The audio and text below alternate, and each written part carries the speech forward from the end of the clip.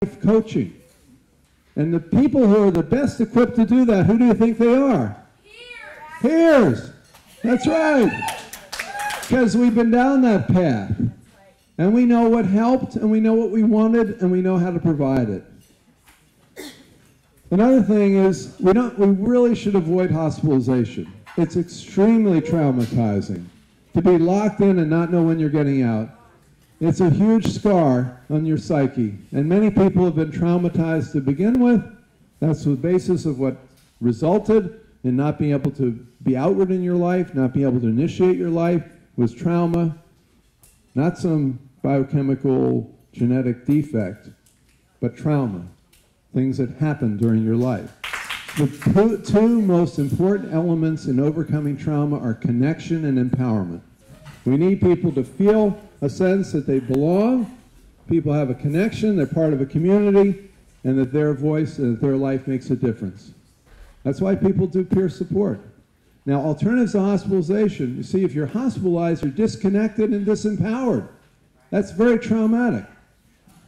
And you often don't have access even to your therapist or your psychiatrist you were seeing in the community. But there are alternatives. They're called respite care. And respite, it's voluntary. They're actually 8 of them in the country that are run by peers. And the outcomes are very positive. There's higher satisfaction. Peer-run respite. I really advocate it. There should be one in every neighborhood. And they cost, by the way, 1/3 the amount of a hospital. And you don't have ambulances, you don't have the police having to be involved, and you don't have the emergency room, and they're much more respectful in people's rights. The second thing that has to occur is a shift in the culture of the system as a whole. Right now, although there's talk of recovery, it's still towards remission. Still symptoms are emphasized. Still people identity becomes confused with their label. People are still seen as a label. We need a massive re-education, and not just really of the mental health system, but of the public at large. People need to be able to speak up. I think it's wonderful that Chris is speaking up. Other people in positions of some influence, speak up. If you've been through your own recovery, come out, talk about it. Get over the myth that people don't recover. That shift in the culture is very, very important. And we can't just employ peers into a system that still has the same culture of discrimination. We need to change the culture. And one way that I recommend, something we've been starting to do in Massachusetts, is called recovery dialogues. And it's actually a fairly simple concept that business has been using for some time, and that is you get people together who come from different perspectives and different points of view. You have family members, you have providers, and you have people who are receiving services come together and start to talk in a safe enough manner about their own perspectives and learn from each other and find that there's a common ground that you all can share. These are some of the examples of ways that we can change the way we help people. The third one is something that we're now initiating called emotional CPR. And it's based on the idea that the more that people can help each other through crises, what greater prevention could there be? And it's just briefly, C is for connection, P is for empowerment, and R is for revitalization. And we've started to put this across as a training for everyone. We'll start with peers because peers are very eager to have the tools to help people through crises, because the more we can help each other through crises, the less we have to depend on hospitalization or emergency rooms. And we don't want to have to go there again. We want to help each other through those kinds of problems. The whole mental health system is getting slammed as far as the allocation of resources. I mean, as a country, when I see that there are sports, people in baseball getting hundreds of millions of dollars, and we can't find the resources to have adequate housing, have adequate education, and adequate health care for people who are in need, that's a travesty.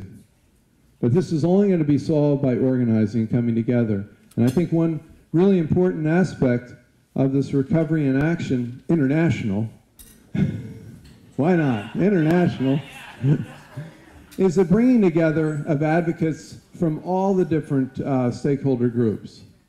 And we do need to unify.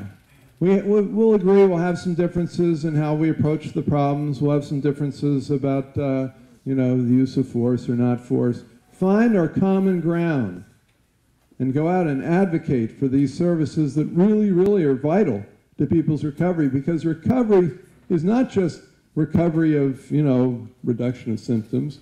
It's not just I'm able to, get back and do what I was doing before. It's leading a full life and following your dreams. One big reason I think that people come to a standstill is that their dreams die and their goals die. And to have a system say, I've got a goal for you, is not going to work. The goals and the dreams have to come from each person. But there have to be supports to enable them to occur. It's not enough to have a dream and then have no resources to help that dream occur. The money should be in the hands of each person. Each person should have their own individualized budget. The money should then would then determine the choices that people want to make based on their dreams and their goals. Not a professional sitting down and saying, this is what I think you should have. And there are a few places in the country that started doing this. Self-determination budgeting, they call it.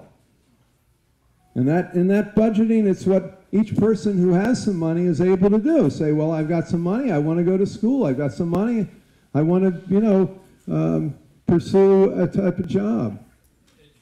Education. I need transportation to get to it, okay. Maybe some of the resources will go towards transportation. Right now, unfortunately, our funding is locked into categories that don't allow for the flexibility that's needed for people to pursue their dreams. We have to break down those silos. And I'll just end on one note. At a federal level, our center, the National Empowerment Center, has started to link together different statewide organizations. We have 30 statewide organizations now, and we have to change Medicaid rules at the federal level. We have to change Social Security at the federal level. Social Security is preventing people from going back to work. Has to end. Less than 1% of people get off of Social Security. They're on for psychiatric reasons, and the number of people on Social Security has doubled in the last 10 years for psychiatric reasons. We have to find a way to enable people to get off Social Security and get back to work in a respectful and in a safe fashion. Connect with your statewide group, I'd recommend. There is a California network of mental health clients. Are you all familiar with it? Join it. Whether you're a client or not, join it.